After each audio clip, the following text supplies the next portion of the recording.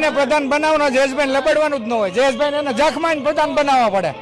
નમસ્તે મિત્રો, વિડીયોમાં ફરી તમારું સ્વાગત છે. મિત્રો, નવું મંત્રીમંડળ બહાર પડ્યા પછી ઘણી બધી ચર્ચાઓ થઈ રહી છે. ત્યારે સૌથી મોટી ચર્ચા થઈ રહી છે જયેશભાઈ રાદડિયા.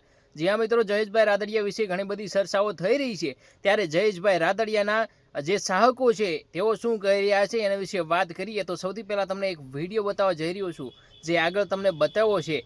ખરેખર જયેશભાઈ રાદડિયા એક એવા વ્યક્તિ છે કે તેમને પદ મળવું જોઈએ. ત્યારે જે તેમના ચાહક મિત્રો છે તેઓ પણ કહી રહ્યા છે કે ભાજપે તેને જખ મારીને પદ દેવું પડશે, તેમને ગૃહમંત્રીનું પદ સોંપવું પડે એવું જો હે એના ચાહકો કહી રહ્યા છે.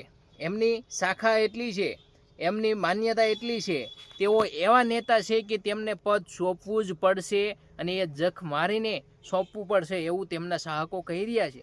મેં તમને આગળ વિડીયો પણ બતાવ્યો. ત્યારે મિત્રો વાત કરીએ તો જયેશભાઈ રાદડિયાનું એક પોસ્ટ વાયરલ થયું હતું અને એ આપણે યુટ્યુબમાં પણ મૂક્યું હતું અને બીજા વ્યક્તિ ઇન્સ્ટાગ્રામમાં વાયરલ કર્યું હતું. એ પોસ્ટ આપણે યુટ્યુબમાં મૂક્યું હતું અને એમાં હતું કે આમ આદમી પાર્ટીમાં હું જોડાઈ જાઉં એવું પોસ્ટ લખ્યું હતું. ત્યારે એ પોસ્ટ ઉપર ઘણી બધી કમેન્ટ આવી કે હા, તમારે ભાજપ મૂકીને આમ આદમી પાર્ટીમાં જોડાઈ જવું પડે.